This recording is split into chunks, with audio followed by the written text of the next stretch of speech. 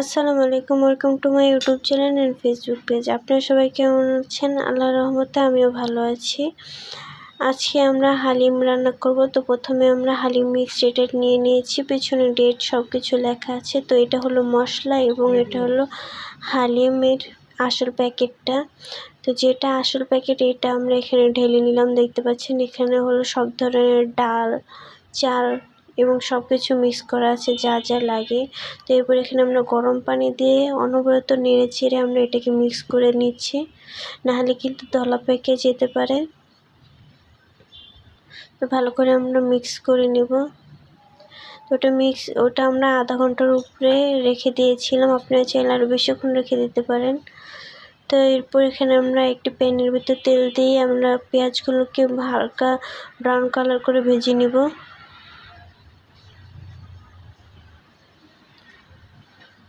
এরপর এখানে আদা রসুন বাটা দিব।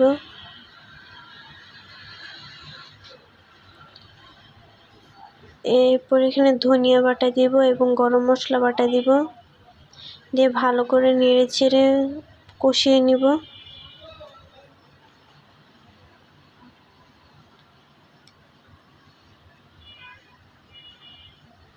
তো ভালো করে নেড়ে চেড়ে কিন্তু আমরা কষিয়ে নিয়েছি, দেখতে পাচ্ছেন।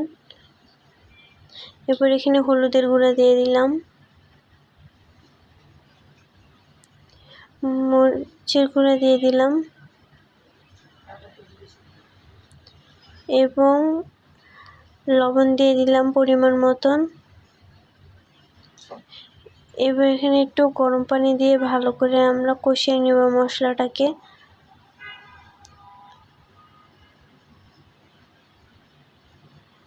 তো আবার আমরা ভালো করে মশলাটা কিন্তু কষিয়ে নিলাম, দেখতে পাচ্ছেন তেলটা কিন্তু উপরে উঠে এসেছে। এরপর এখানে আমরা গোশ, চর্বি, রক এসব দিয়ে দিলাম।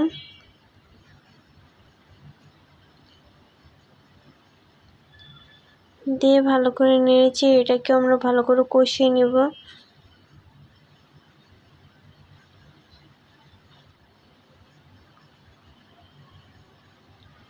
তো এটাকে কিন্তু আমরা ভালো করে কষিয়ে নিলাম, দেখতে পাচ্ছেন। এরপর এখানে সেই হালিম মিক্সের মশলাটা দিয়ে দিলাম, দিয়ে ভালো করে নেড়ে চেড়ে নিব। এখানে কিন্তু আমরা পুরোটা দিইনি, হাফ দিয়েছি, এরপর আবার হাফ দিব। তো এরপর ভালো করে নেড়ে চেড়ে নিব। ভালো করে নেড়ে চেড়ে কষিয়ে নিয়েছি, দেখতে পাচ্ছেন কোনো প্রকারের পানি নেই এখানে।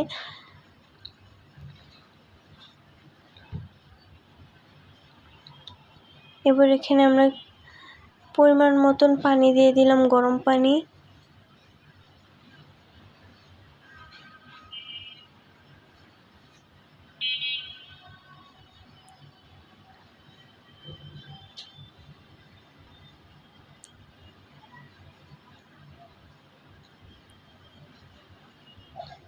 এবার এখানে ঢেকে রেখে দেব। তো কিছুক্ষণ পর ফিরে আসলাম, দেখতে পাচ্ছেন পানিটা অনেকটাই কমে এসেছে। এবার ভালো করে নেড়ে চেড়ে আমরা কিন্তু সব গোশগুলো সিদ্ধ করে নিব। এর জন্য আবার কিছুক্ষণের জন্য ঢেকে রেখে দেব। তো কিছুক্ষণ পর ফিরে আসলাম, তো দেখতে পাচ্ছেন আমাদের পানি কিন্তু একদম শুকিয়ে মাখা মাখা হয়ে গেছে।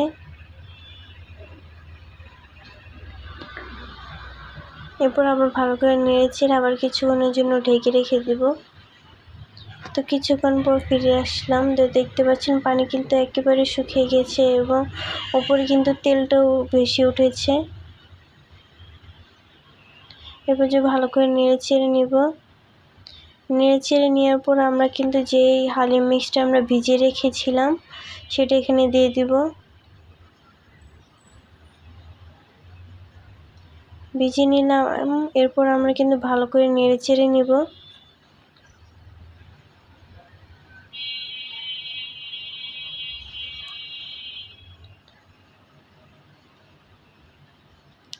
আপনারা যদি আমাদের চ্যানেলে নতুন হয়ে থাকেন চ্যানেলটা সাবস্ক্রাইব করে দেবেন, আর যদি ফেসবুক পেজ থেকে দেখে থাকেন পেজটাকে ফলো করে দেবেন। এরপর আবার কিছুক্ষণের জন্য ঢেকে রেখে দিয়েছিলাম, তো কিছুক্ষণ পর ফিরে আসলাম। এরপর আবার ভালো করে নেড়ে চেড়ে দিব, নাহলে কিন্তু নিচে লেগে যেতে পারে। এবার এখানে আমরা গরম পানি দিয়ে দিব, আবার দিয়ে আমরা ভালো করে নেড়ে চেড়ে নিব।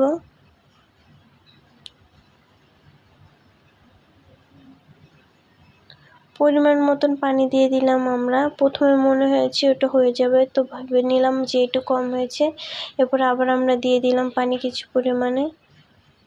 এরপর আবার ভালো করে নেড়ে চেড়ে নিলাম। দেখতে পাচ্ছেন কতটা পাতলা পানি হয়ে গেছে, এটাকে ঘন করে নেব। এর জন্য আমরা আবার কিছুক্ষণের জন্য ঢেকে রেখে দিলাম।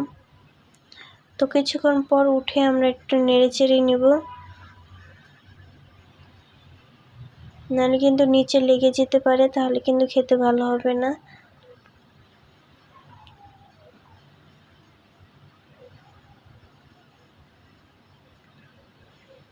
ভালো করে সম্পূর্ণ দিকটা দেখে শুনে আমরা নেড়ে চেড়ে নেব।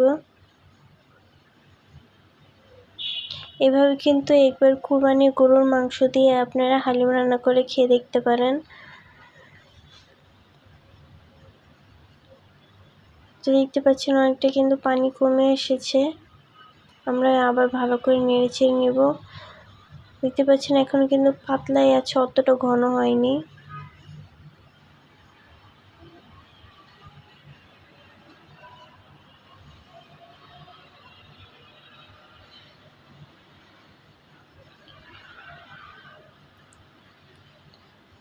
আমরা আবার কিছুক্ষণের জন্য ঢেকে রেখে দেব।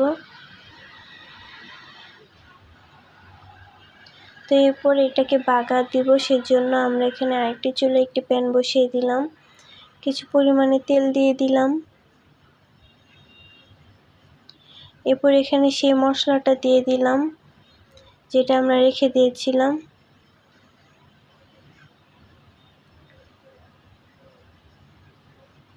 এরপর এখানে মরিচের গুঁড়ো দিয়ে দিলাম সামান্য।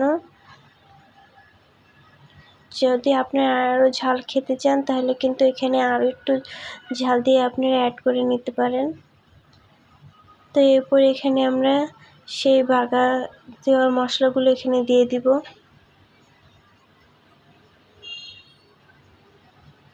তো দিয়ে দিলাম, দেখতে পাচ্ছেন। এরপর কিন্তু ভালো করে নেড়ে চেড়ে নিব।